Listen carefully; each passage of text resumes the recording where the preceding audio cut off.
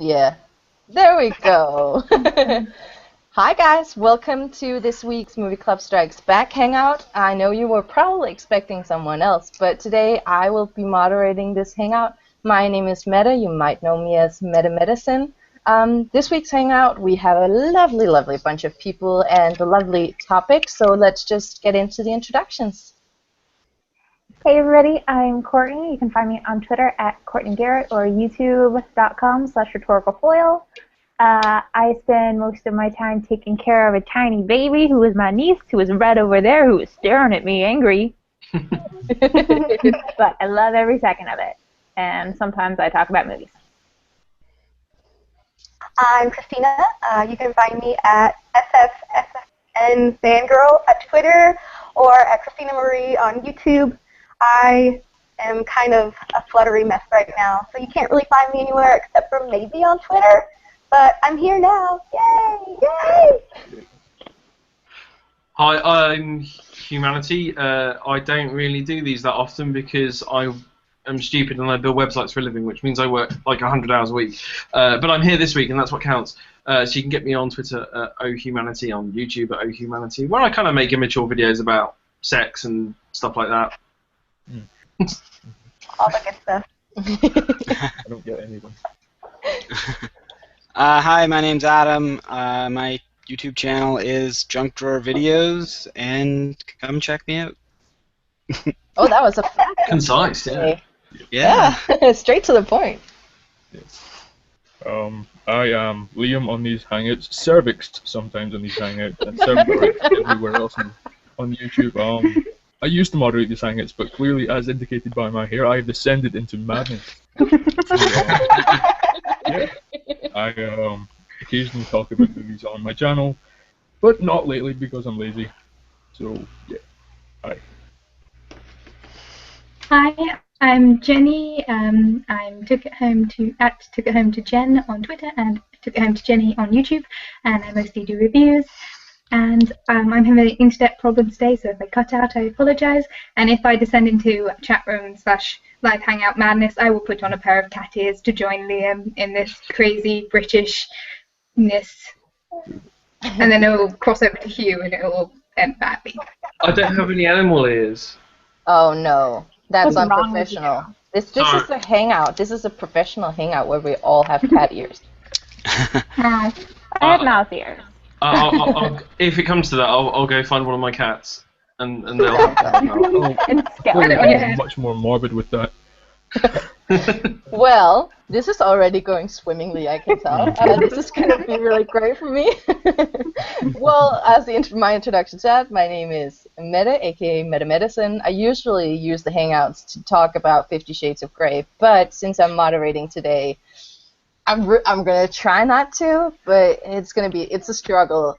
It's really a struggle, you guys. And if everything goes wrong, it's going to be a dramatic reading of the third book, which I'm reading right now. So That's okay. that should be very, very good.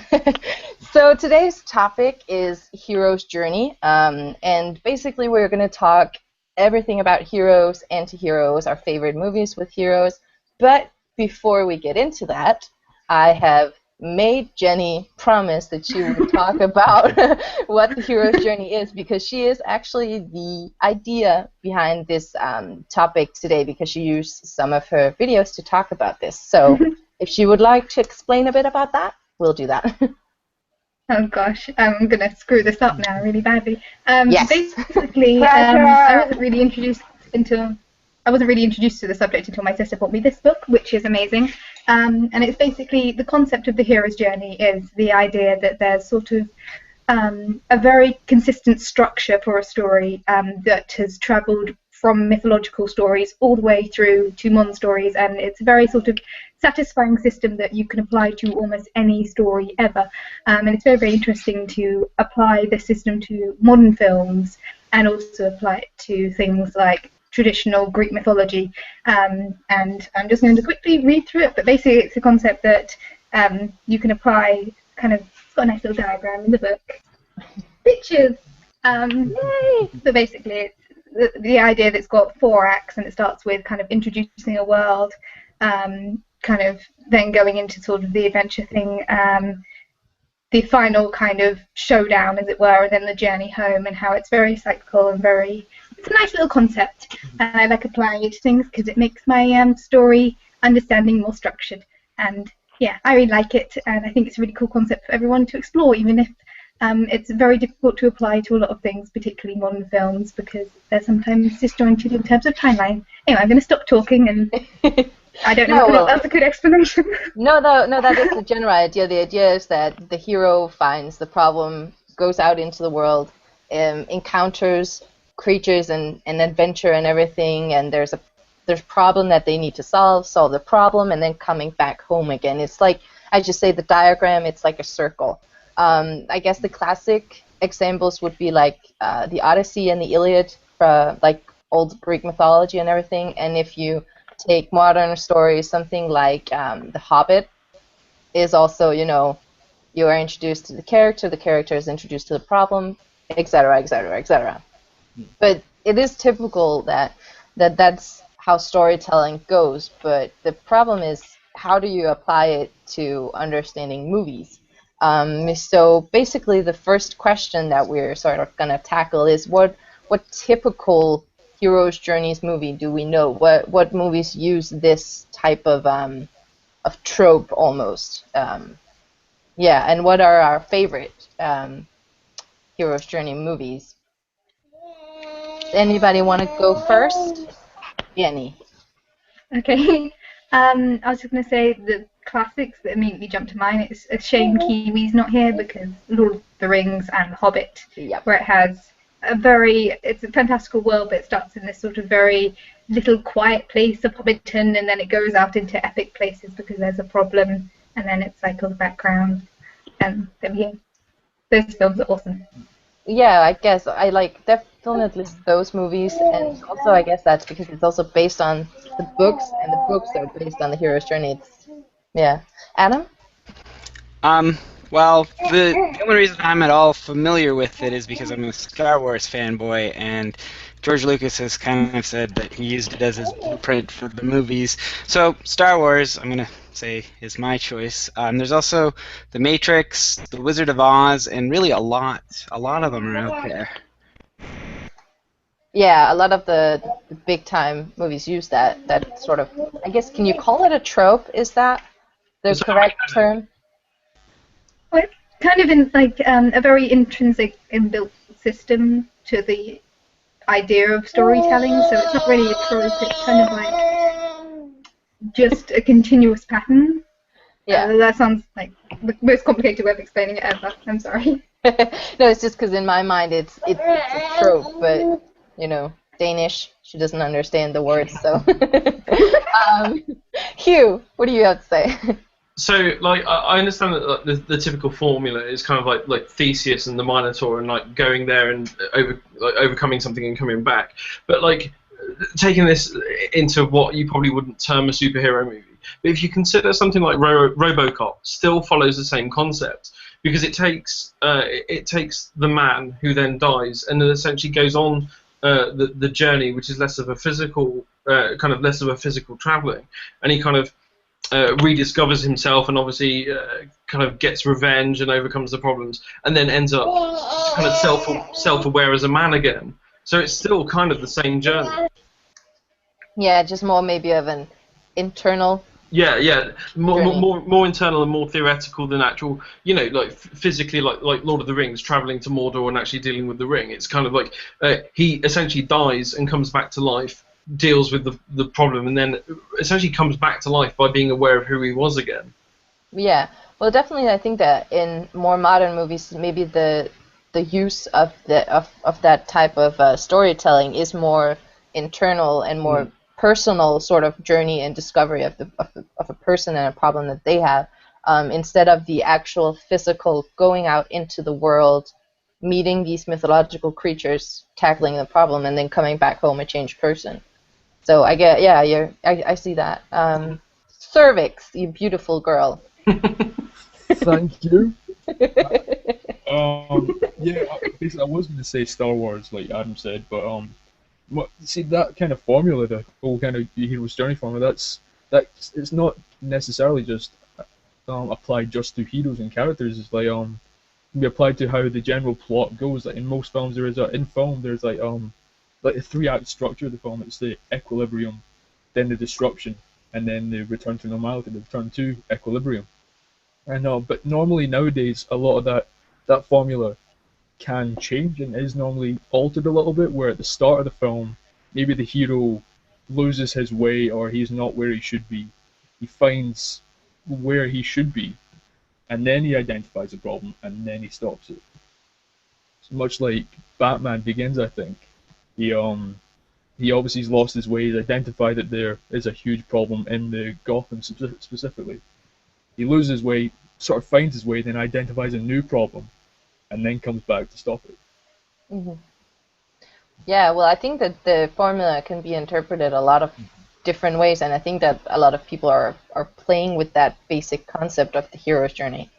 But it's interesting to see the different types of understandings of the hero's journey, because in my mind it is the classic Greek mythology, like there and back again, basically also, and it's interesting to see that it can't be in other ways. So, hello, Christopher, you found us. So I don't know, Jenny, do you want to talk quickly? Well, quickly, the one that's mentioned in here that's the classic hero's journey, it was written by the guy who came up with the theories, the guy who wrote this book, and he wrote The Lion King, or was one of the contributing writers for The Lion King, and its concept of a hero's journey. Of course, The Lion King is famously based on, I believe, Macbeth. Yeah, something like that. So it's a really nice little sort of like stories coalescing and being awesome. Yeah. Courtney! Actually, was it Macbeth or was it Hamlet? Was it Hamlet? It could have been Hamlet. I always get those confused, which is shameful. It's Macbeth. I just read the other day, but I can't remember for the I'm not life sure. of me. But speaking of Disney, the one that I thought of, actually, I was thinking, okay, hero's journey. I feel like Mulan fits well into that. Maybe. Yeah. Yeah. Definitely. That's my throw in. I'm just like, hey guys, Disney, and then. I'm out. Hey, you guys remember Disney? That's kind of a cool thing. Remember Disney, that huge company? They kind of make movies. I've heard they do. Well, we have some new people joining us. Christina, you want to quickly? Yeah. So, introduce everybody and then I'll go. Hello. Janelle, do you want to... Oh, actually, let's start with introducing Christopher, because he was here first. Yes. But he's muted. Oh, he's muted. There we go. There we go. Hear me now? Yeah. Hi. Wow, there's a dog. Yep. They've seen a couple dogs too, so they might chime in every once in a while. But yeah, my name's Christopher. YouTube channel is at Easy Chair Reviews, so you've probably seen a couple of those. To chime in on the hero's journey, there's actually a movie that came out in the late 70s, early 80s. I don't remember exactly when. It's called Crow, and it follows like the hero's journey almost exactly. It's like they took Joseph Campbell's book and just turned that into a screenplay. And it's really interesting because the movie's not that great, but it is one of the earlier appearances of Liam Neeson. But again, it follows that track, that hero's journey, almost exactly. So that's one to watch if you want to see kind of that played out to the letter. Also, if Liam Neeson is in it, that's like perfection right there. Janelle, do you want to introduce yourself? Can you hear me? Yes. Yep. Okay. I don't know why my video's not my doing things, but I'll figure it out. What was the question again? Well, basically, just start introducing yourself, and then we're talking about hero's journey. Oh, okay. Well, hi, I'm Janelle, that wide-eyed girl that's in the picture. My YouTube video, I haven't been here in a long time, but my YouTube channel is Janelle Smile, just like all my other social media things. And right now I'm in London for study abroad, so get ready for those videos. Yay! Oh, perfect. Do you have anything to add to our little hero's journey talk, or? Well, I've been trying to get into everything, so I didn't hear all of it. But I remember when a long, long time ago, you guys probably talked about this Star Wars, little thing called Star Wars. I remember when I remember in high school we talked about the hero's journey, and then Star Wars came up and how it does the perfect.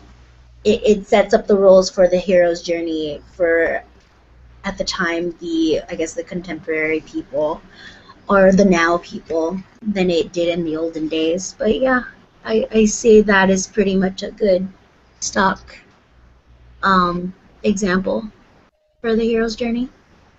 Yeah, that's kind of what we talked about it quickly, and then the classic Lord of the Rings stuff like that. Mm-hmm. Christina! Lovely Christina.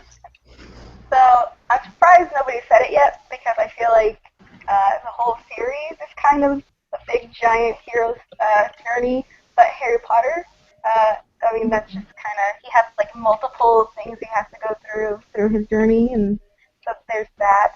But also Finding Nemo, where like Marlin has to go look for Nemo and stuff. So like he has a problem, and he has to go on a journey, and they come back home, and all that fun stuff that happens in between. So. Yeah, Finding Nemo.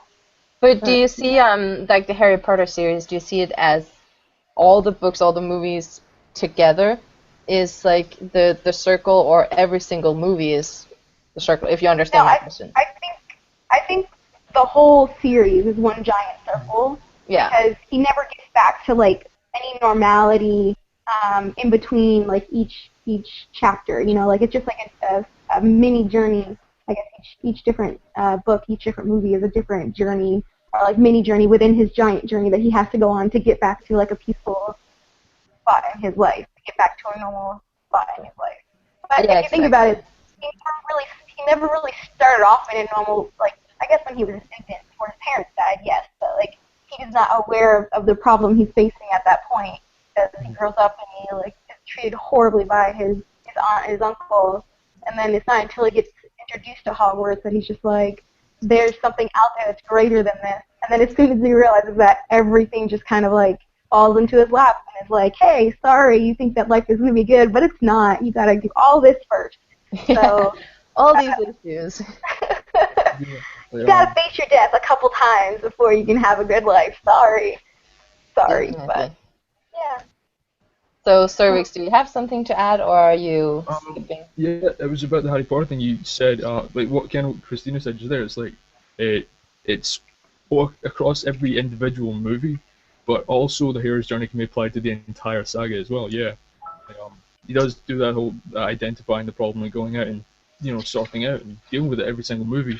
But as the movies go along, he identifies like the whole situation with Voldemort, and then throughout the movies he tries to work on beating him in the end, So it's interesting how that franchise works. I don't know if I just reworded what you just said, Christina, but it's my... No, but yeah. We can always have more words to describe a situation. Hugh, Manatee. So I love that. I love your name. I just have to say the whole thing all the time. That's what it's for. So this wasn't a point I was going to make, but more kind of a question to debate, really. So this is a very, very good superhero movie, one of the best, I think. But I'm not sure actually how well it fits the superhero kind of formula. In that Iron Man, the first one, is quite a traditional superhero movie. But does it follow the kind of hero's journey? Do you see the point I'm making? Because it's quite formulaic and it's quite expected in kind of the path it treads, but I'm not sure how closely it actually sits alongside that formula. Jenny, do you want to jump in? Or? I'm trying to think of specific plot points here to try and link it all in. I would definitely say yes. Yeah, I was thinking yes as well, because the whole thing is that he goes out, encounters problems, and he changes persona. He solves all these issues. Although he doesn't change persona, though. It was kind of like circumstantially what happens to him is, He's always been incredibly smart, and his whole business that kind of he inherited from his dad is in terms of innovating to kind of create weapons to solve problems. So what happens is he gets stuck into kind of that terrorist situation, and he uses the same attributes he's always had to get out of that.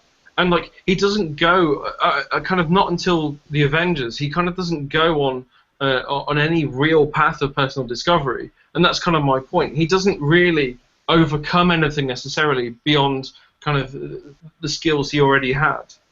What I would say to that is, he at the start of the film normally is his character and his the way his personality is, that normally gets in the way that he doesn't necessarily change his personality or his character, but he uses that in a different way to overcome the situation, I think. Well, At the start of the film, normally the personality gets in the way and it starts to do bad things for him in terms of the story, but then he learns how to apply that differently instead of evolving. yeah. Janelle, do you have something to add, or? Yeah.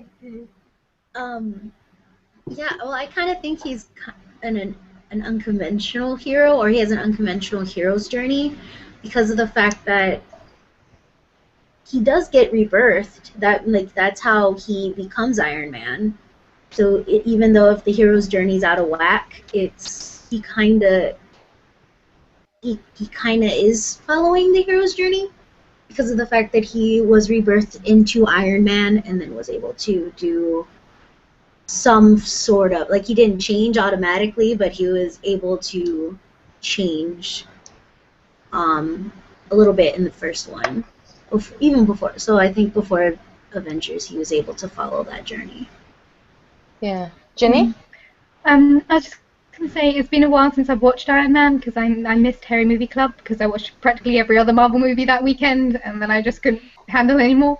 But in terms of his hero journey, he has his normal world. I mean, that's an unusual normal world, and he does really change and develop from a personal standpoint, if not from a skill set standpoint. I find it interesting in a way that he has more than one life and death, kind of death and revival, because there's the original death and revival right at the beginning. And then kind of, in a way, it's almost like when, can't really remember specifically, but I think Pepper gets put in some severe danger towards the end. So it's almost like when she gets put in danger, that's like a second death, and then he falls through the glass or something in the end, and that's like a third death. He has like multiple reincarnations. Is that right? Well, he's Iron Man, so. So it's definitely a hero's journey, but it's definitely one that you have to really look at the whole system and then link in parts as you go. But I like it. It's good film. Compelling character. But then the question arises, I guess, if Christopher, do you have something to add? Yeah, the only thing I'd kind of flow into that with that there are some elements to the Iron Man that actually kind of do follow the traditional heroic journey, if you just kind of look at him in a different way. As far as he's got initial threshold guardians, which he's got to defeat, and those are kind of like the terrorists who initially take him hostage, and then he receives the mystical weapon, i.e. the Iron Man suit. So there are certain parallels I think Iron Man does fit into. He doesn't really have the old mentor who's got to teach him how to be a hero. But with Pepper as the princess, obviously there are certain aspects that do kind of mirror the traditional hero's journey. Yeah, definitely. But then the question is also, since we're talking about Iron Man stuff, is if every superhero movie does follow the typical hero's journey idea. I mean, now we're just discussing whether Iron Man does, but Superman, Batman, do all these. I mean, I know that we see a transformation in, for example, Batman. That's a pretty obvious one. But all these other ones that we have, is that something we can talk about, Hugh? This is maybe the wrong point to kind of throw this particular grenade out. But as I mentioned before we went live, if you consider it a superhero movie, what the hell do you do with Watchmen? They're all anti-heroes. Yeah. I guess you can call them all anti-heroes. Watchmen's, well, they're Watchmen's interesting because it's all very shades of gray. Like, who is the hero? Don't start with that. Yeah. Sorry. Isn't it sad we can't even say that anymore without thinking about the book? No, it's just me. It's just me, honestly. It's not the others. It's just me. It's my thing. Sorry, Adam. That's pretty much all I had to say. I'm so stupid. But yeah, I don't know. Does anybody have anything to add about superheroes being the typical hero's journey movies, or no? No. That's fine. Does Jenny have a lot to add? I just, because we're going with less conventional heroes' journeys, I just wanted to, again, this book, I wish I had time to reread it. I wish I knew this was the topic. I would have, drilled my way through this. But one of the ones that it covers in this that I find really, really interesting is Pulp Fiction. And it covers how that's connected to the hero's journey if we're going with anti-heroes. And it makes a very compelling argument for how it's linked in, but it's very complicated. But I don't know whether or not any of those characters count as heroes, but it's a really interesting film to analyze from the perspective of a hero's journey. Sorry, I just wanted to throw that out there. If we're going with more complex versions. Well, it's kind of one of the movies where I'd say, heroes. Before we go any further, I just want to quickly shout out to the lovely Kiwi because she is watching. So, hello. Thank you for letting me do this because I'm going to ruin it. But now since we are talking about heroes, what do you see as a typical hero? Like, what are the characteristics of a hero? Not necessarily just superheroes, but heroes in general in movies are even characteristics of anti-heroes. Because if we're going with what we've just said, the characters of Watchmen typically wouldn't be normal heroes, they would be sort of anti-heroes. So, Courtney. Yeah, one quality I feel like all heroes, super or otherwise, have is a sense of selflessness and a willingness to sacrifice themselves for the greater good. They're always thinking about the greater good, the bigger picture, not the smaller Snapchat. Yeah. I don't know. Well, I was just for a second. That's why I was like, what? But yeah, Cervix. That'd be me. That would be you. Yeah, I think one of the interesting things that separates a hero from an anti-hero is that it's not necessarily that the hero is perfect or that he is he's perfect in character or anything like that. It's the fact that he's willing to overcome the flaws in his character and willing to overcome certain personal obstacles to achieve the greater good, because some villains, they have an idea of greater good in their evil intention, in their evil doings, but they're not willing to overcome their moral struggles or anything like that to attain that. So I think that's one of the things that separates a hero and an anti-hero or a villain. Not to bark in, but can I weigh in on the next one, please? Oh, yeah, sure. Can you introduce yourself? I would actually have to go. Hi, my name's Mike, and I'm a dog. Oh, that's perfect. I'm Pony Supreme on YouTube. All my information is in my little overlay there. It's the blue little sci-fi looking thing around my dog looking mug. With that actually being said, though, I've actually got to expand on what he said. He completely got it spot on. Oh, yes. Cervix. Cervix, actually. Cervix. Cervatorix. Just cervix here. Cervix. Okay, cervix. Now I feel like I work in a doctor's office. Okay, with that actually being said, he's actually completely spot on with what it actually is, if it's a real-life hero or just a superhero in itself. the ability to be able to overcome true obstacles.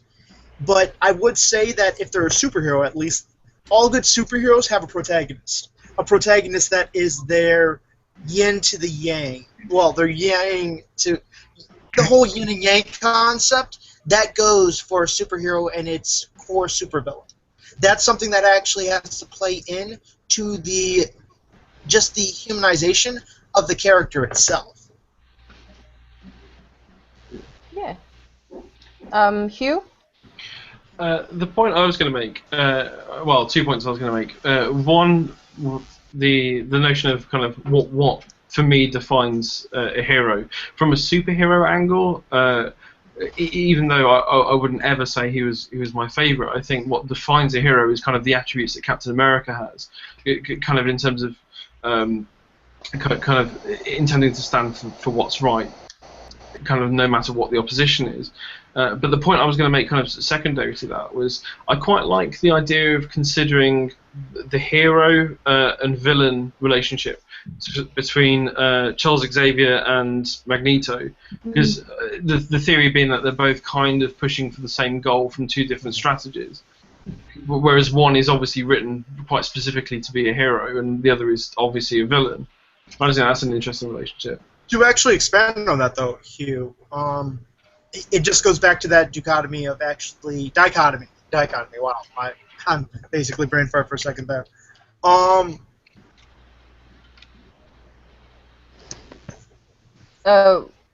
Was that a question for Hugh or? No. I just read the little conversation thingy over there, and so name was put there. Let me weigh in. I apologize. I just thought that. It just goes back to that core characteristic of the villain being something that can actually not only match the hero itself, but there has to be some sort of relationship there that is the core dynamic of what defines them. I mean, if you look at another great example would be Batman and the Joker. I mean, if you look at the concept of how they actually intermingle and how they are basically two different sides of the same coin from a psychological aspect, and how that just plays so well for the character itself. I mean, you have that with Lex Luthor and Superman. You have that with Wolverine, Sabretooth. It's just, you need that anti-hero slash villain to sort of be the other side of the coin for the hero itself and its core dynamic. Yeah, but then the question comes if the hero can sometimes the villain, if they can, like, if they are helping the hero overcome the issue if the villain is the core issue in itself, like, because in some movies not all the time the villain will be the main issue. The villain will just be like a side problem. But yeah, Jenny. I promised that I wouldn't quote from this book directly, but the word hero comes from the Greek that means to protect and serve, so it's all about self-sacrifice. And yeah, that's my definition of a hero. And in this book, they describe the concept of a villain as a shadow. So it's like the shadow of the hero. So I find that really interesting when you look at the hero's journey, when it's not necessarily in an epic sense, because in epic sense, of course, it's an external villain. But if you're talking about like a small, like a drama story where the shadow is the internal villain, as it were, so it's an internal battle. So you could say that Tony Stark's hero's journey isn't about him necessarily facing off with external demons, but facing off with internal demons. And I'm going to shut up now and hide. No, that's fine. So like the internal demon would basically be his mortality, or what would you say? Well, he's kind of, at least at the start of the thing, he's selfish and he's obviously in the technology business for the wrong reasons. In the second one, which I'm not saying is a great film, but it's slightly more along the lines of he's his own worst enemy, with like the drinking storyline and that sort of thing. And then it carries on. I'm just going to stop talking now. I feel like I've talked a lot this hangout. I'm just going to be quiet for a while. You are the resident professional hero's journey person. So it's fine if you I've want got to the talk. literature in front of me. You just like to hear yourself talk, and it's fine. We all do. Why do you think I'm moderating? Cervix. I'm just gonna keep saying it. That's okay. I'm putting it out there. Yeah, I was gonna say earlier on, I think Mike said it earlier on. I don't know what or it was either Hugh. Or I can't remember. Sorry if I forget who it was. But the whole superhero, like from what I said, and then how there has to be a villain to counteract the superhero, and that's like basically the superhero version of what I said. Well, I think that mainly the reason why that is because their situation is so extreme.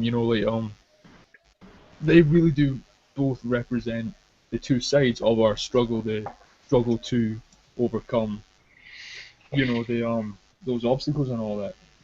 Personally, that's just what I want to add. Yeah, it's fine. Not very much, but yeah. See where I am. Chris, I think you're up. Yeah, as far as the issue of the hero and the villain kind of being two sides of the same coin, I think one movie that did it really interesting, I don't know how many people saw this one, The Shadow, that came out years and years ago with Alec Baldwin. His villain in that one is like directly a mirror image. I mean, they were trained by the same guy, and the villain kind of looks up to the Shadow. And it's the only time I think I've seen a hero story where the hero actually starts out as a villain. In the very beginning of the movie, he's just this complete and utter bad guy. He's running opium wars in China. And then he gets redeemed very quickly, and we don't get the story of his redemption. We just kind of flash forward to when he's being the hero later on. And most of the movie is about him squaring off with this other guy who comes along, who is trained exactly the same way, except his redemption failed. So that's a really kind of interesting hero story, in the fact that we see both characters, both the hero and the villain, direct mirror images of each other. But I think the origin story is a little more interesting. Yeah. Hey Tor, welcome. Do you want to introduce yourself? Hi Tor. Hi, baby. Hi, I'm Tor. You can find me at Tor's Times on everything. I'm very sunburnt. Is that why you missed the beginning of the hangout? Because that's not fun. I was grocery shopping. Oh, that's that I get. Do you have anything to say so far on what we've talked about, or? I haven't heard a question. Sorry. No, it's fine. It's fine. We're just talking about characteristics of a hero and the hero's journey, and the mirror image of the hero and the villain, and how they help or are problematic for each other and stuff like that. But another thing that I talked about with Kiwi, for example, talking about what we were going to do with the hangout, we're talking about if you can actually have a movie where the main character isn't necessarily the hero, where the hero is another person in the story. Kiwi's example was, what was it? Pirates of the Caribbean. Might not be like a stereotypical hero's journey movie, but you think that the main character in those movies would typically be Jack Sparrow, but he's not actually the hero in the story. The hero in the story is Will Turner. And so the question is if that dynamic is if that words and stuff, if you can find that dynamic in other movies. One that actually springs to mind is Princess Mononoke, which is actually an anime. And in that story, one of the villains and the hero of the story are actually heroes to their own respective sides. I don't know if anybody's seen it. I don't really want to spoil it, but neither of them are doing necessarily anything that they think is evil. They're not trying to cause really bad things to happen. They both think that they're doing the best that they can for the people that they're looking out for. So in that case, both the hero and the villain are also a hero and a villain. Yeah, so they take on both sides, basically. Yeah, it depends which side you're looking at the story from. Yeah. Yeah, I think that a lot of movies actually do that. A lot of people can see people as being a villain when others would be like, well, it's just helping the story along. Yeah. Janelle, do you have anything to add? Yes, sorry. Somebody's doing a ding-dong ditch on my door. A door ditch on my door, so I'm going in and out. But, I don't know, the only person I can maybe think of, I'm going back to, I'm going to do Harry Potter, is Neville. Kinda was supposed to be the hero, or he could have been the hero. And then all of a sudden, this poor little child, just innocent and nerdy and falling off of broomsticks and everything, just decided to be a badass at the end when he himself grew up, and just got the sword and just killed Nagini. So you can maybe say that alongside Harry, Neville goes through his own little journey as a hero, and ends up in the end as a hero as well. But he's never the main character or the main hero, but he goes through the same struggle. Well, not the same struggles, obviously. Or but as much as it could be, because it could have been even in the books, it could have been like they would always could have been the other way around. The other way around, yeah, very easily. But it's interesting to see from book 1 or movie 1 to book 7 or movie 8 that he just completely changed into this person or this hero that nobody expected him to be, which was it's exciting for me as a little child that would watch Neville, and I was like, oh, he seems so nice, and all of a sudden me as a teenager at the time, I was like, yeah, Neville. But yeah, I don't know. I feel like he would be an unexpected hero, and then also Megamind out of the spectrum that comes to mind as well as an unexpected hero or a hero that shouldn't have been. I don't know. Yeah. Two different sides to like an epic to like a random cartoon, but you know. Yeah, well, that's it. Like you can find this in a lot of different things, so it's good to get different perspectives. Adam. Well, I might be taking this a little bit more literally, but as far as a main character that's not a hero, and I'm surprised Tor didn't say this, is Big Trouble in Little China, because Kurt Russell's not the hero of that. He's just kind of the guy that throws out catchphrases, and all the fighting's done by other people, and he shoots his gun and doesn't hit anybody, and he goes, God damn it, and then somebody else beats people up. I'm pretty sure he even says, like, I'm not a hero in the movie. The movie is focused on him, but his hero's journey is getting his truck back, not necessarily saving the Asian chick. Yeah. You care about the Asian chick. Well, that He's is like, a very okay, important cool, you got hero. your wife, I got my truck. Well, that's just an important journey, because, a truck, that's... He actually priceless. leaves his love interest at the end of the movie. She's like, maybe we could get a truck big enough for 2, and he's just like, nah, see you later. Thor, I've seen it again for you, and I enjoyed it. It's so good. Oh my god. That's why it makes me giggle now, because I always think of you when I think of that. Adam, do you have anything more to add, or? That was it. That was it. Well, I wanted to give that example of a main character that wasn't really a hero. Somebody else was the hero in that story. That's a good example. Chris. Yeah, Akira Kurosawa's film, The Hidden Fortress, it's actually told from the viewpoint of these like 2 peasant conscript soldiers. And they're obviously not the heroes. The heroes of that story are like this samurai general and this princess, and they're trying to get back to their own clan and stuff like that. But the story is told through the viewpoint of these 2. They're kind of lowlifes too. They're trying to sell out the princess and the general, and they're obviously not the heroes. But that's the viewpoint of the story. So I think fits that example really well. These guys aren't the heroes, but it's their story. Yeah, definitely. Does anybody have anything to add last minute, or? Oh, Christina, I didn't see you wearing.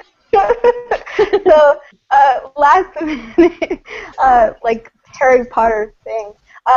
So like an anti-hero for Harry Potter would be Snape, because like the entire time you're just thinking he's the villain, and then at the very, very end, you find out like the core and the truth of what he did and everything, and you're just like, oh, okay, so he has actual, like, he has a heart, and he has reasoning for what he does, and he goes on a journey as well throughout the movies, even though we don't know all of the facts until afterwards. But yeah. Yeah, he definitely goes through a journey, and Snape is my favorite. He has a very special place in my heart. So I definitely agree that like we underestimate his like almost his hero characteristics until the very end, until we find out that he is actually a hero of a story, because he's doing everything he can just to now I get all sad about it. Oh, it hurts. It hurts right in the feels. Right in the feels. Like, oh. I'm sorry. Why did you do that to me? Now I'm going to cry in a hangout. I was thinking about it. I was thinking about Harry Potter. You guys mentioned Neville. I started thinking of the other characters and how most of the characters go on like their own little journeys as well. And then obviously that led to Snape. And then I was like, Snape! Everybody's Snape! Definitely. But like basically Harry Potter and Lord of the Rings, all of those movies, everybody goes through a transformation, like a hero's journey themselves, in some way or another, because like you have Ron, Hermione, like everybody goes through some sort of hero's transformation. It's kind of interesting to think about, because I never really thought. You always, when you hear Harry Potter, you hear Harry Potter. That's it. Like he's the hero. He's the guy that makes shit happen, and so it's interesting to see it from other points. Sure. It's interesting, just the whole hero's journey thing just brought to mind the new Judge Dredd movie. I don't know if anybody sorry. heard that. Oh. Yeah, I like There's a total lack of a hero's journey, really, for the namesake of the movie. It's a side character that undergoes all the development. Yeah. That movie sucked, by the way. I liked it. I actually quite liked it. Oh no. Yeah, I thought it was really good. Yeah. as an entity, it was pretty good. I enjoyed it. After a long, hard week of dealing with dumb people, I was like, "Ooh, this is great."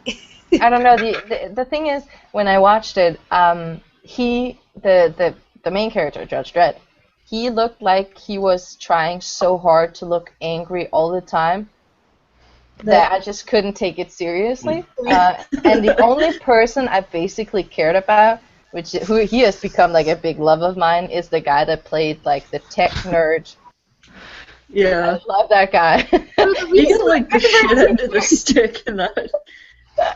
Basically, he's he's like one of the Weasley brothers in Harry Potter. I now like a ginger person. That's great. I thought the new Judge Dredd was a better execution of the character than the Stallone movie, and I think kind of the framing for the movie kind of gave a better representation of actually what that fairly dystopian future looks like. Because the plot of the movie was so centralized to one location, and then kind of no spoilers attached to this, but kind of like the final panning shot gives you an indication of actually how widespread this particular problem is. Whereas the Stallone movie, aside from the fact he takes off his fucking mask or helmet, it was just kind of like it was so, the scope was so broad and so wide, and he travels so far and does so many things. I just think it wasn't quite so good as actually just demonstrating actually how much of a problem the judges have in that future. I thought it was alright.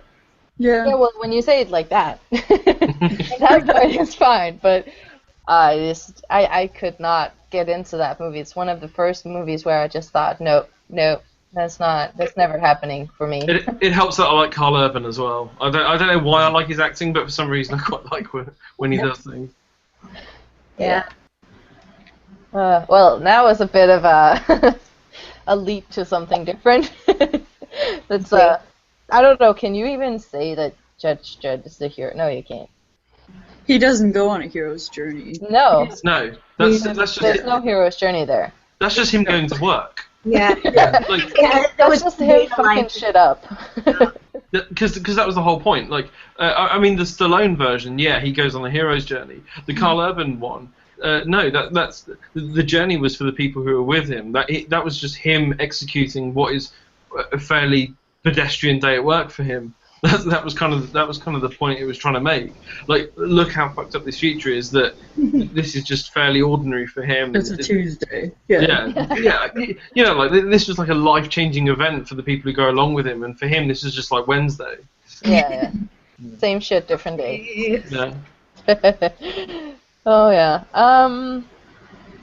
But yeah, I know that we talked a bit about whether the hero's journey way of doing stuff, if that's even still used in movies now, and like we talked about the fact that it's maybe more of an internal journey than an external journey. And so I was wondering if anybody had any particular again, this whole thing about me being Danish, I forget words in English, and now I just really want to speak Danish. But any particular examples of newer movies that are maybe more of an internal hero's journey than an external sort of hero's journey? And Liam, did you have something to say to something previously? No, I was gonna add to the whole. It was more of posing a question as well, so I don't know if I want to do that from this one. Do that. It's fine. Like you said, it was really just him going to work. Thoughts on Die Hard, because it was a very similar film. Would you say Bruce Willis's character goes on a hero's journey? Die Hard transcends everything. Yeah. That's the answer I was looking for. Die Hard's like its own special sidecar to everything else. If there's one thing of human endeavour that deserves to be found after all life has ended, it's just that one Blu-ray of Die Hard. That's all you need. And a Blu-ray player. That is humanity. Just Die Hard. I'm picturing like they find the Blu-ray of it, and it's like Monster Ranchers when they put the disc into a computer and it like generates an entity based on what was on the disc, and it's just Bruce Willis. I like the idea that you find the Blu-ray but you can't find a Blu-ray player. Yeah. Oh, that's true. You could reverse engineer it, I'm sure. Honestly, when we send probes out like to space, we just need to send them just a computer and the Blu-ray of Die Hard, like the entire series. Just here, that's all you need to know about humanity. This is the human race. You're welcome. Which Die Hard? That's the bigger question. The first one. Of course. Yeah, obviously. That one or Samuel L. Jackson, I'm just saying. Like, that's, no. Like, for me, when you hear Die Hard 5, that's just like, no. But that's just no. That's just a no. With the snap. It's snap-worthy wrongness. It's just wrong. Adam. Well, sort of back to what we were talking about, not so much a non-hero, but there's a movie that Tor showed me that I watched and I thought that's kind of like a hero's journey only backwards, which was the movie Enchanted, where she starts out in this sort of magical world and then she's brought to like a normal world, and then in the end she sort of dies and brought back to life through a kiss. I just wanted to see if maybe I'm out to lunch on that, but I haven't actually seen it, so I can't actually say anything. Oh, it's great. It's kind of interesting because it sort of starts out with like she needs a hero, and then in the end she becomes her own hero. So technically it is a hero's journey, but it does sort of go in reverse to what you usually would see, where it gets more fantastical as it goes along. Although it does kind of end with a dragon, so. But like she starts out in like a cartoon world. She's a cartoon, yeah. And then she goes into like the real world. I don't know. I just thought it was interesting. Yeah, I like that. I like that take. It's like I feel like there's more of a unconventional hero's journey, going back to like if we still use it in movies. Yeah. Yeah, I feel like it's not even internal because they kind of know there's gonna be a winner at the end. I think it's she's physically changing her form, so it's got to be external as well. Yeah. But the question is, like, if that type of story, the hero's journey, if it has, like, it's been done. Like, do we really want to see more of those types of movies, or do we want to see more of the internal struggles? Because I think that you see sort of phases in what type of movies come out, like what type of underlying theme that they have, and I feel like the main movies you have seen lately that have the typical hero's journey sort of idea have been Lord of the Rings, those types of movies that have been books previously that obviously follow the typical hero's journey advancement. So, yeah. Thor. I think one actually, Liam's pick for his last pick when we did The Secret Life of Walter Mitty did a really good job of pairing his internal journey, because he's constantly, like, you're seeing what's in his head when he's making all these weird hallucinated scenarios, and then that sort of transfers to his real life, and it becomes like, rather than him just imagining himself on this journey, he actually goes through with it. So it's kind of an interesting way where they've done it both ways, but not necessarily at the exact same time. There's like a halfway point right about around where the shark comes into the movie that everything just sort of switches. So he kind of goes on the journey twice, I think. Yeah, and that's like on the definition of like overcoming the obstacle thing, because clearly in his head and all that, he was already that kind of character. He was already that hero, but he had to overcome the obstacle of, bringing that into, bringing that outside of his head, basically. So you mean that his struggle was more, it was internal, but he was struggling to see the externally, or what? I think it was more of allowing himself to be what he was internally, because internally he was already that hero, but it's more expressing that, the obstacle he had to overcome. The struggle was letting himself, express that and letting himself be that in reality, I think. Yeah. Does anybody have anything to add? Or? That movie made me cry. It was like right after we signed everything for London, so it was like, I'm ready to go, and so... You are also going through a journey. Yeah. No, I remember seeing that. I wasn't able to review it because my computer was crazy, but I remember seeing your pick, and I was like, ugh.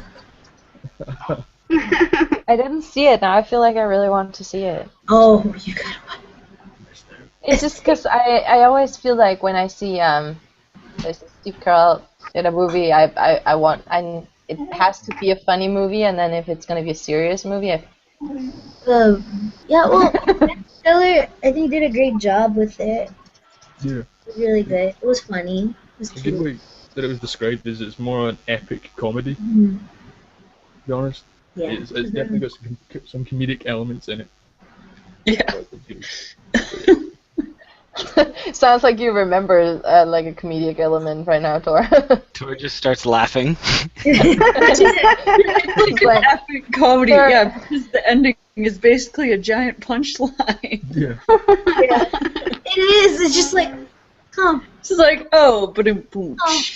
It's like, you wasted all that money, huh? Now you have to watch it, Meta, because you don't understand the word of what we are saying. No, exactly. Right? I was just like, wait, what? Just sound effects and like.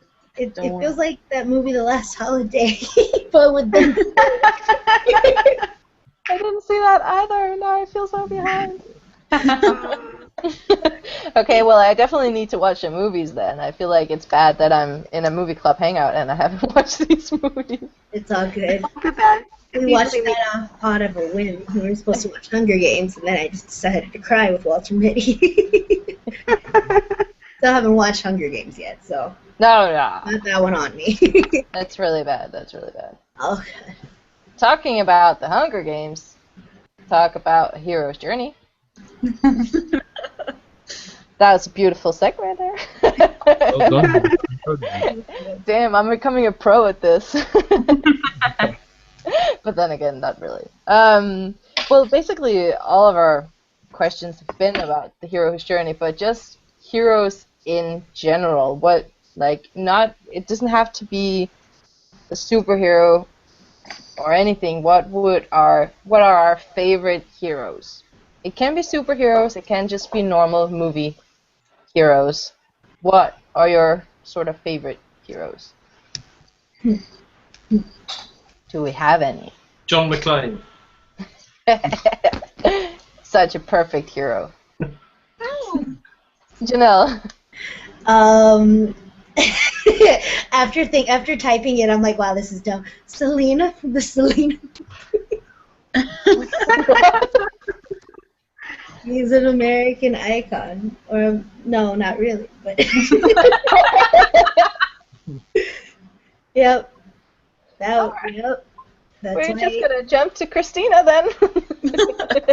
I'm gonna backtrack and then I'm gonna talk about this. So, before you switch topics, I thought of somebody else because we've been talking about movies that have like the hero's journey. But what about like TV shows that have the hero's journey?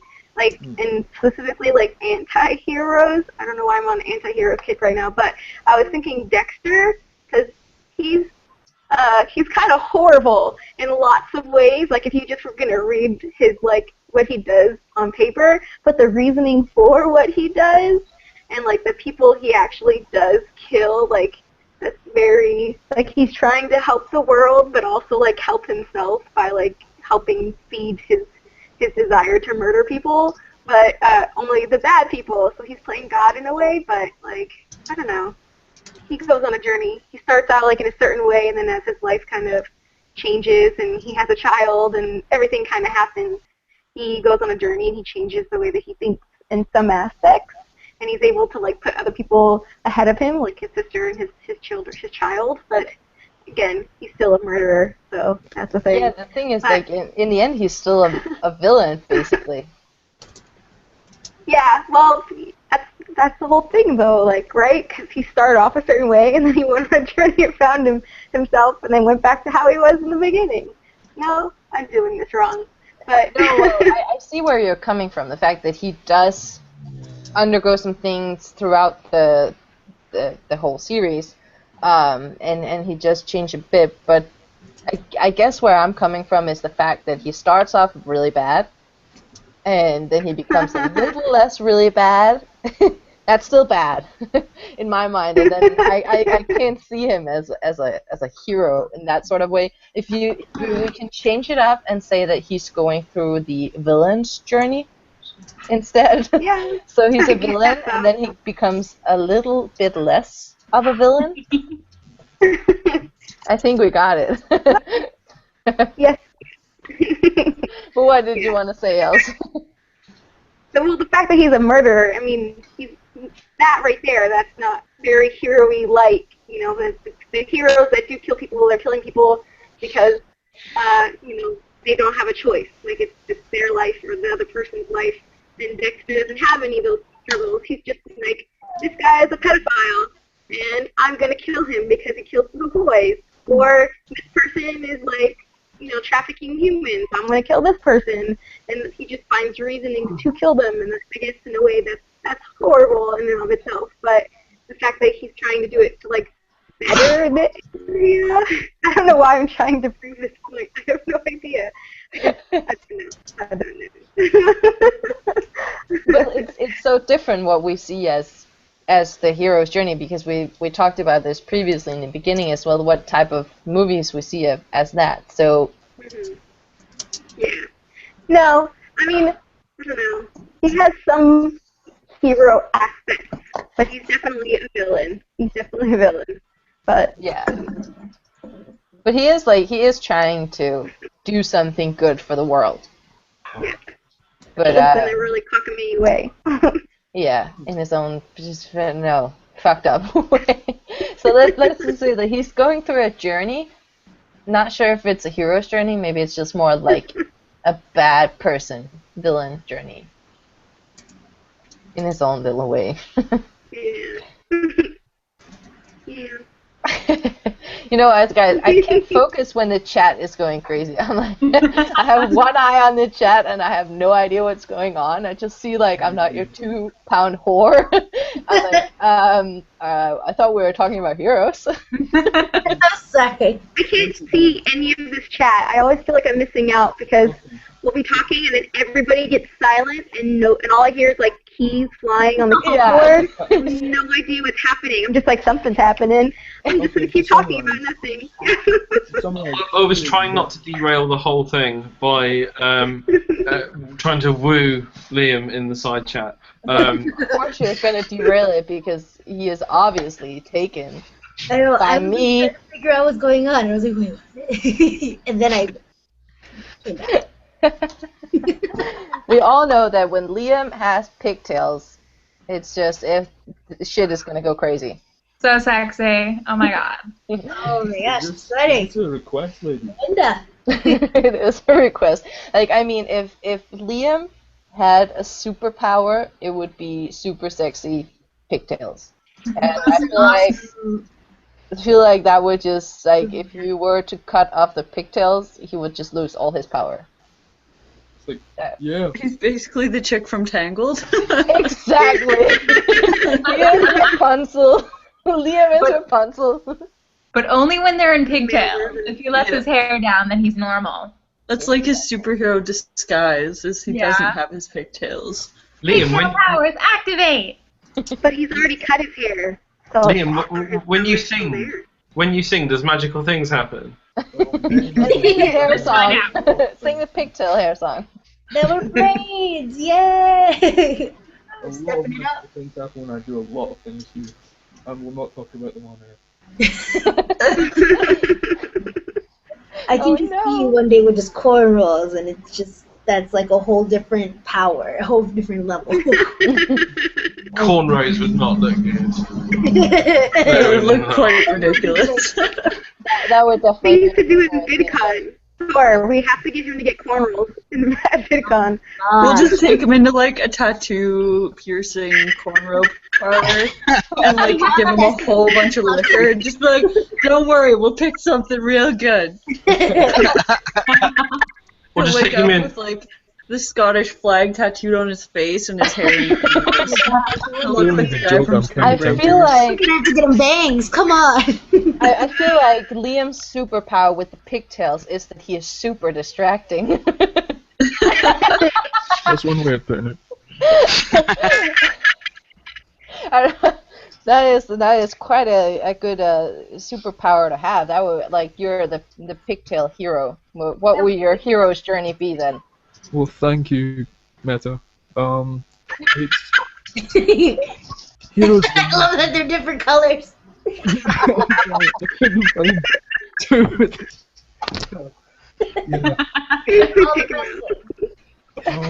I don't know. What would my hero's journey be? To woo every single lady and on the internets with my pigtail? I don't know. It's going swimmingly so far. Thank you. I think the hero's journey would be like you lose all your elastics. So then you have to go on like an epic quest to get more, so you can put your pigtails back in. But like everything just goes wrong. Like Who would be the the bus villain? breaks down. Who would be the Heel villain? on your shoe snaps. The barber. To be the villain. The villain barber would would be be the the villain. Scottish grandmother. Margaret She works in the Thatcher? barbershop. Margaret Thatcher, yeah. She is such a villain. Yeah. Well, this totally didn't get off track. Right. We were talking about superpowers. Pigtails. Yeah, we are talking about superpowers and superheroes. So let's just talk about, I guess, our favorite superheroes and their hero's journey. Right, My favorite superhero is Pigtail Liam. I'm leaving, so I'm going to stop derailing it. I'm going to bed. Oh, well, not yay that you're leaving, but yay that you're not derailing. You can yay that I'm leaving, it's fine. No, I won't yay that you're leaving. Mwah. Lovely to see you all. We'll We'll fly fly without Bye. you. Yeah, Janelle, I'll grab you on Twitter. Yes, have me on the Twitters. As it were. Yes. All right. Bye, everyone. Bye, bye, bye. Bye. Bye. Bye. Love you here. Oh, shit. That was too late, Liam. You're supposed to say it when they're here. Damn it! Damn it! I have a cider, and I'm legal to drink in this country, so I'm bringing it out. Well, this is totally going great. Ah. I'll just do you a favor. You don't worry. I'll find a way to. There you go. No, we want to see the pigtails. No distraction. We're talking about movies. Well, your accent is distracting, Liam. You know that.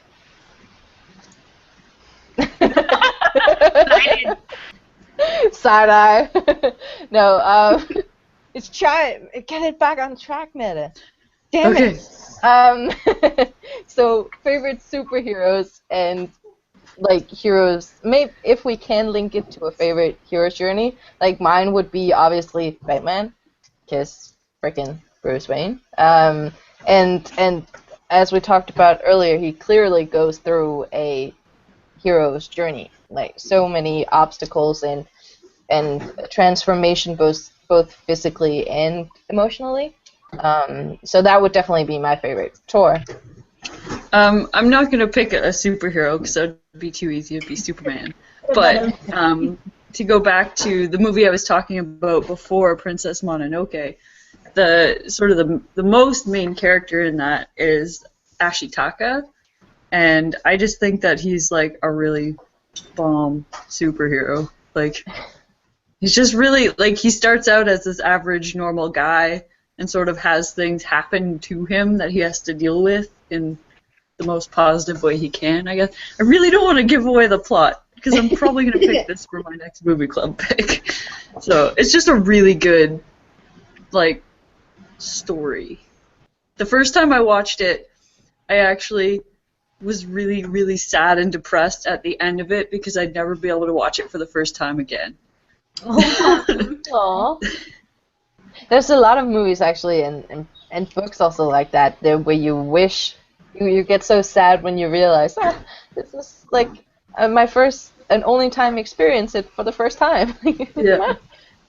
There's like a lot of books and movies where I wish I could see it for the first time, but I would be scared to see it for the first time as well because it would mainly be like Harry Potter and stuff like that if I would enjoy it the same way that I did back then.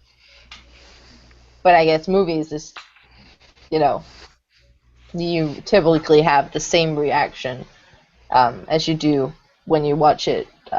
If you were to watch it for the first time again, you'd probably have the same reaction. Chris? Yeah, I'm going to agree with you, Meta, as far as favorite superheroes in Batman. And it's because he's not a superhero, he doesn't have superpowers, and yet he's still kind of going to town with all these other villains who have, either artificially or supernaturally, whatever, they've got powers. But Batman doesn't. At the end of the day, he's still just a guy with a suit. And granted, he's got the cool car and the cape and all that, but it's just a man under there, and yet he's still, going forward, going out there and being a hero.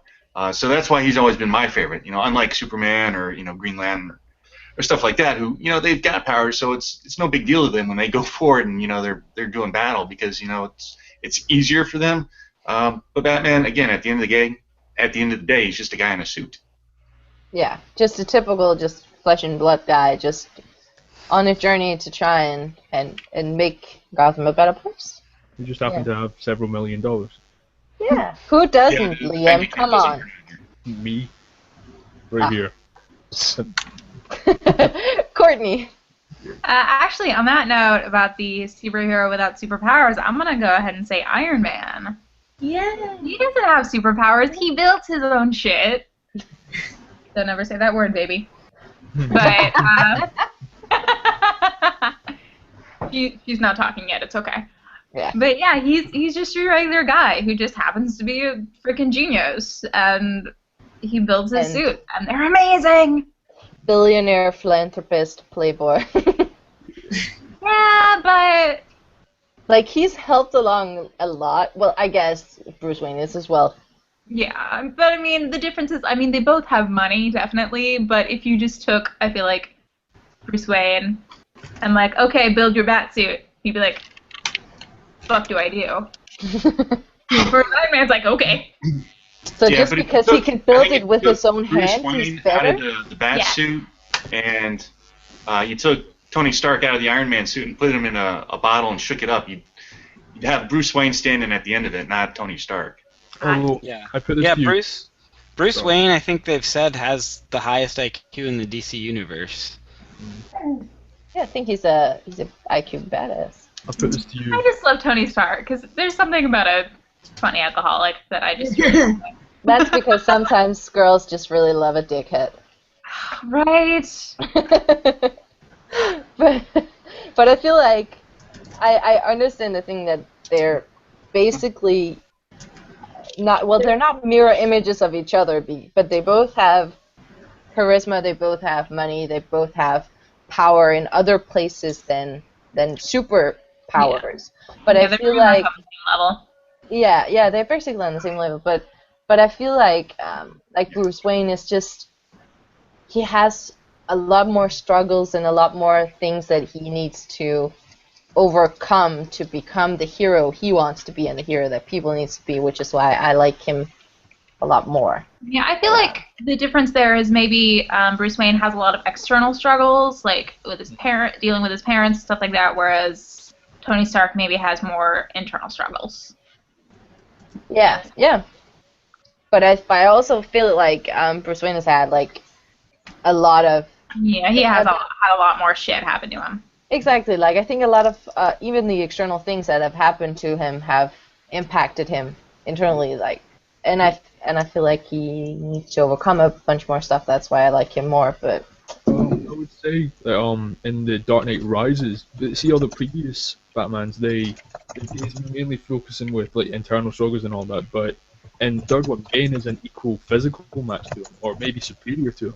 So that's Yeah. where he properly meets his physical obstacle and all that. I was actually like just watching that before we entered the hangout. Yeah. But yeah, that's very, very true. Jenny. Hello. Because I've just come back in and we're talking about our favourite superheroes. Yeah. Has Buffy been mentioned yet? Nope. But good call. Liam hasn't been talking yet, so. Because she's amazing, and I like the fact that despite her being like super, super powerful, she is just like a normal human being most of the time. And I like that sort of dichotomy. Anyway, I'll be quiet now. No, yeah, just talk. We're glad you're back. You're like, my gosh, my internet's in and out. Oh, wait. I think I'm here to stay now, hopefully. That's good. That's good. Does anybody else have any favorite cervix? That would be me. Yes. Yeah, that's you. I don't know who's my favorite, but I'll definitely put it out there. The Hulk is pretty good for looking at internal and external struggles. Whereas the Hulk is part of his hero identity and all that, he does struggle with that rage and trying to control the Hulk as well as trying to add his Bruce Banner persona to the sort of superhero mixture he's got going on. But can you say that he's really going through like a journey? I'm trying to remember because the Hulk has never interested me that much, so I don't know that much about the story and everything.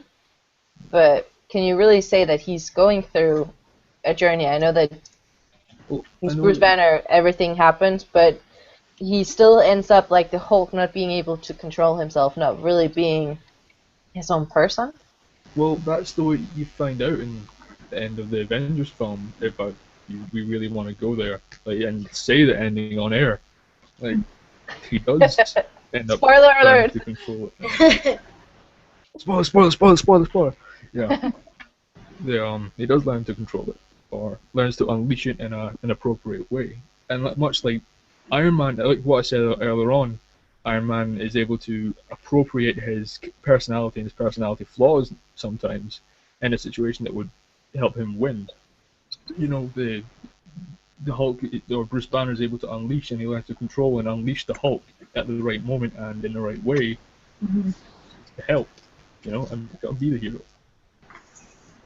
But then you're also talking Well, I guess then you're sort of in expanding the hero's journey. We talked about it earlier as well. Like Christina said that, for example, the Harry Potter, that's over a lot of different books and a lot of different movies.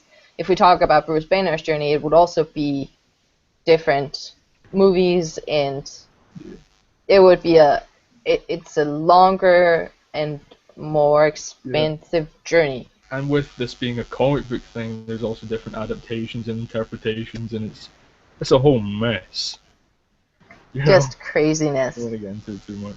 That's also why I don't really, I obviously have seen the Avengers a lot of times. I do know that the ending and everything, but it does seem a bit crazy that in his own story so far that we've seen on film that he doesn't really go through the hero's journey. Basically, he enters the problems, and he doesn't really come any further. He doesn't learn how to control his problem. Like in the old movies about the Hulk, as far as I can remember. It's been a long time since I've seen the Hulk movies. This the Avengers was more of an evolution for the Hulk character, and the fact that he's able to control it somewhat. Yeah, definitely. The previous films, yeah. But it just seems funny that he doesn't deal with that problem in his not own universe but own series. Yeah. Basically. Yeah. Jenny. What I really like about the Marvel Avengers version of Thor, Hulk, is that sorry, my brain clearly stopped working while the internet was not working. Is that kind of they, instead of changing it into just a rage monster, he's kind of like a flight or fight response, so that when Bruce Banner is in danger, he becomes the Hulk. So like it's almost like the big guy's looking out for the little guy. And I know it's kind of like a break from the original mythology of the Hulk, but I really, really like that concept. And that's how kind of like it's always there, and then he doesn't necessarily control it. It just, when he's in danger, the Hulk appears. And it makes the Hulk slightly more heroic, and slightly, because if he's just like the embodiment of rage, then he is more like a shadow, and I like that they've kind of made him a bit more of a hero in his own right, if a more primitive version of Bruce Banner. I'm going to shush again. Oh, shush. Don't shush. Things. Yeah, it makes sense. Tor. The whole thing with the big guy looking out for the little guy. Has there ever been, I've never read the Hulk comics or anything, but has there ever been a storyline in which, say, Bruce Banner tries to, like, shoot himself in the head? Like, he can't deal with having the Hulk, so he wants to, like, commit suicide? Yeah. Would that work? They say that in the Avengers film, like, he said that line there, he put a bullet in his head and the Hulk spat it out, essentially. Yeah. Okay. I just didn't know if it was in the comic books or if that was just in the new movies. I don't know. That I don't know. I haven't, as I said, like, I haven't read the comic books, so I don't know. I only know the Avengers, which I know in and out, but that doesn't really help this conversation. But it's funny talking about these sort of different characters because you always hear like the heroes. But I was just thinking, Loki. When you talk about him, you'd say he's the villain in a bunch of the different movies. But I would argue basically that in the first Thor movie, he's maybe more of the anti-hero, or would you say he was the villain? I would say the villain. Yeah, because I'm thinking as well, like he goes on a journey as well, basically, I guess. Yeah, I think he's still the villain, though. I mean, the most interesting villains, for me, are the ones who, in their own stories, consider themselves the heroes, and that's probably Loki. As he's going through his, adventure, or whatever, as he thinks he's doing the right thing.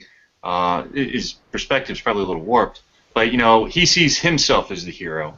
And those villains, to me, I mean, that's when a villain is really very well written or created, is when they get that background to them, and that you can understand their perspective where they think they're the hero in the story. Yeah. Janelle? Well, this is coming from a person who, unfortunately, I'm outside of the Thor universe. I haven't really watched the movies as well as I should have. But coming from an outside perspective when it comes to Loki, I feel like he's more loved now, though he is a villain, because of the fact that, like you said, uh, like you said, Chris, sorry, he was well written. And I think, at least in the movie, he was well written and he was well acted. And from an outside perspective, I see him as not necessarily the anti-hero, but like the loving. I mean, yeah, like the loving villain. Like you enjoy him enough to want maybe see Thor, get deflated a little. But that's just me as an outside perspective. Yeah, well, I guess we can see that in the newest Thor movie. Not spoiling anything, but he's not the villain. Mm-hmm. He would probably be characterized as the anti-hero as well. But the problem for me is, being Scandinavian, I've been taught the mythology from like the beginning. Mm-hmm. So for me, thinking about Thor and Loki, Loki will always for me be more the anti-hero instead of the villain. So even when I watch the movies, he's more of a I guess he is Thor's sort of shadow, but in my mind he's not the villain type shadow. He's more just the anti-hero, the bad side of Thor maybe. Mm-hmm. That's what I'm thinking. Jenny. Sorry, I didn't mean to cough to get attention. I'm just catching sorry. Just because I think we're wrapping up in a minute. I don't know whether or not Dr. Horrible has been mentioned as a sort of villain anti-hero, because that's such an interesting concept, because he's the protagonist that we're following.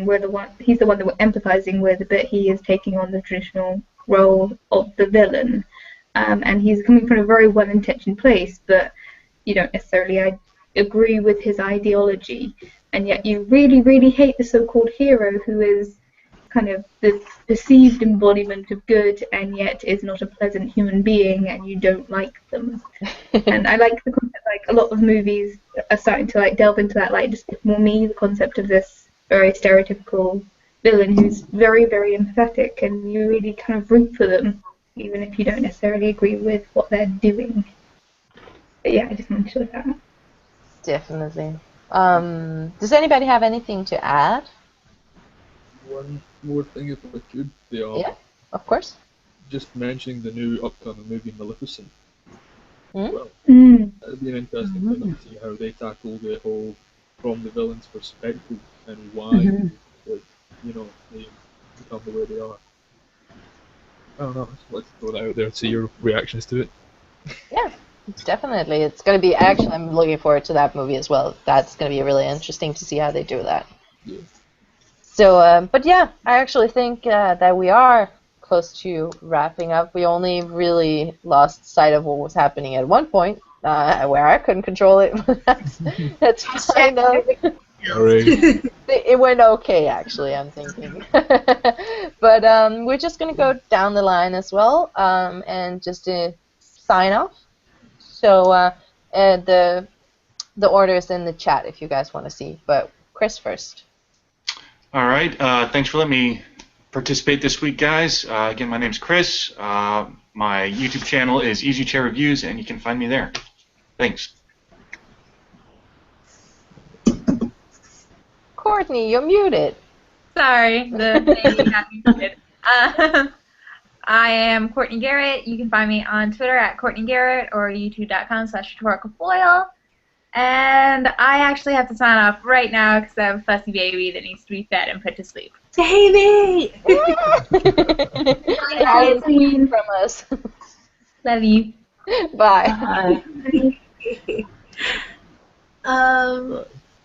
Yeah, Okay. Well, my name's Janelle Perneda. I am at Janelle Smile on the YouTubes, the Tumblrs, the Twitters. Not on my Facebook, of course. That'd be weird.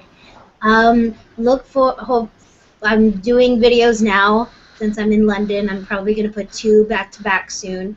And then we're going to go weekly from there. So check it out. Look forward. Whee! Yay!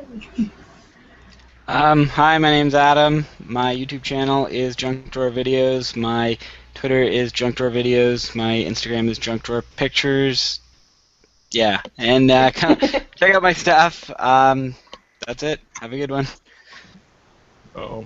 I'm Liam. I have removed my pigtails, so now I have returned to my previous state of sanity.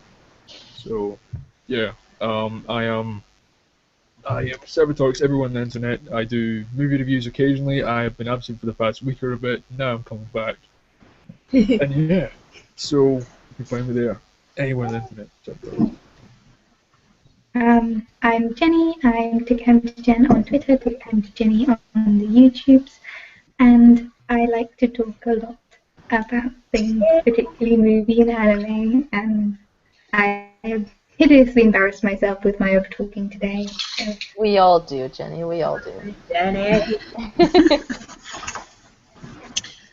I'm Tor. You can find me at Tor's Times on basically any social media type platform thing. And I do lots of YouTube videos all the time, so you should go and watch them so I can feel better about myself. And I have been your host slash moderator slash very confused Danish person on this hangout. My name is Meta. You can find me anywhere at Meta Medicine. It was a joy being here today. If you have any sort of ideas for topics that we should talk about in these hangouts that we do every single Saturday, please find us on Facebook at MovieClubStrikesBack and on Twitter at MCStrikesBack. All the links will be in the description down below. As well, remember to like our Facebook page because we do have a forum where we're going to discuss a bunch of things, our favorite action and comedy movies that we're going to do a bunch of videos about. So remember to like us there. And yeah, I actually think that's it for this week's hangout. Thanks for joining us. It was a blast. We did talk about heroes, and I did not talk about 50 Shades of Grey, which is quite fantastic because that does normally happen. Well, I guess I did mention it like once or twice, but it was in a passing remark that happened. So tune in next week where I will be discussing it back to back. Well, I think that's it for tonight. So have a good evening, and we'll see you in the next one. Bye. Bye.